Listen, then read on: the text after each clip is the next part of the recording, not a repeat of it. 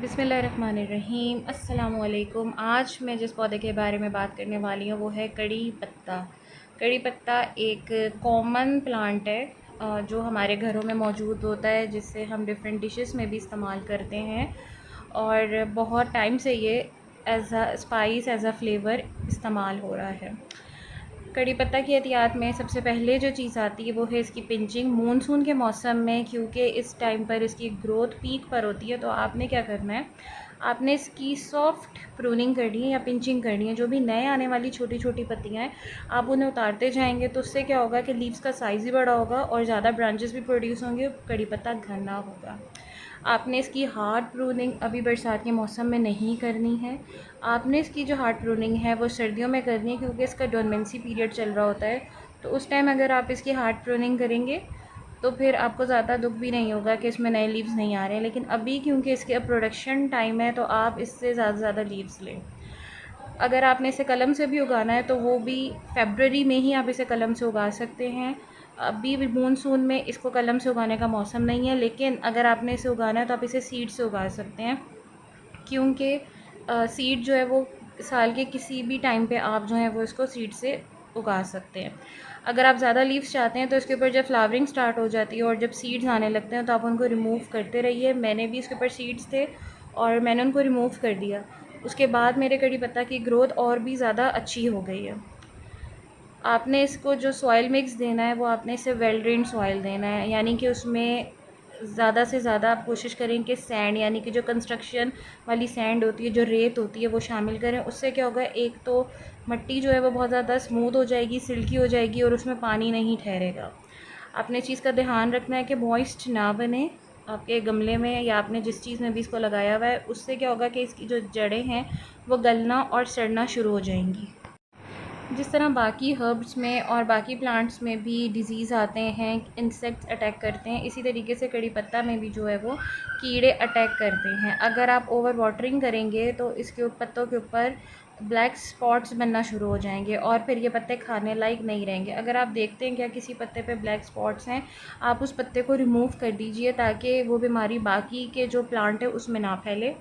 अच्छा, कड़ी पत्ता जो है ना वो हार्डी प्लांट नहीं है। हम लोगों ने समझा हुआ है कि कड़ी पत्ता एक हार्डी प्लांट है और बस उसको पानी भी नहीं देंगे, धूप में रखेंगे तो वो ग्रो करता जाएगा, ऐसा नहीं है। कड़ी पत्ता सेमी हार्डी प्लांट है। सेमी हार्डी प्लांट होते हैं जो थोड़े से सेंसिटिव भी होते हैं बाय नेचर। अगर आपने इसे मिट्टी में उगाया हुआ है तो मिट्टी में इसको सारी जितनी भी न्यूट्रिएंट्स होते हैं ना, वो मिट्टी क्योंकि वो ज़मीन का हिस्सा है तो उसको ऑटोमेटिकली सब कुछ मिल रहा होता है, तो उसको आप हार्डी बोल सकते हैं। लेकिन अगर आप इसे गमले में उगा रहे हैं तो इसके नखरे थोड़े से ज़्यादा होते हैं, तो फिर ये सेमी हार्डी होता है और गमले में हमने इसका ज़्यादा ख्याल रखना होता है एज़ कम्पेयर टू अगर हम इसको डायरेक्ट ग्राउंड में लगा रहे हैं। अगर आपके कड़ी पत्ता के ऊपर किसी भी पेस्ट ने अटैक कर दिया, आपको उसमें छोटे छोटे वाइट कलर के कीड़े नज़र आ रहे हैं, आपको एफिड्स नज़र आ रहे हैं, आपको मिली बग्स नज़र आ रहे हैं, आपने कभी भी इस पर केमिकल का स्प्रे नहीं करना, क्योंकि आपने इस बात का ध्यान रखना है कि कड़ी पत्ता के पत्ते जो होते हैं वो ईडेबल होते हैं और हम उन्हें यूज़ ही अपने खानों में करते हैं। तो अगर हम उसके ऊपर किसी भी केमिकल स्प्रे करेंगे तो वो हमारे लिए भी बहुत ज़्यादा नुकसानदेह हो सकता है। तो आपने कोशिश करनी है कि नीम ऑयल या फिर आप क्या कहते हैं, सोप का जो सोल्यूशन होता है वो बनाएं, या फिर आप क्या करेंगे, अगर आपको नज़र आ रहा है कि कोई भी ऐसा पार्ट जिस पे पेस्ट ने अटैक किया है उसको आप रिमूव कर दें, ताकि बाकी जो पौधा है उसके अंदर वो बीमारी ना फैले। सेकेंडली, आपने जो एक और काम करना है, आपने ज़्यादा पानी तो नहीं देना है, लेकिन आपने इसको फर्टिलाइज़ भी करना है। वो किस तरह करना है, जो दही होती है 2-3 दिन पुरानी दही में पानी मिला के भी आप इसको दे सकते हैं। आप इसकी लाइट प्रूनिंग कर सकते हैं टाइम टू टाइम।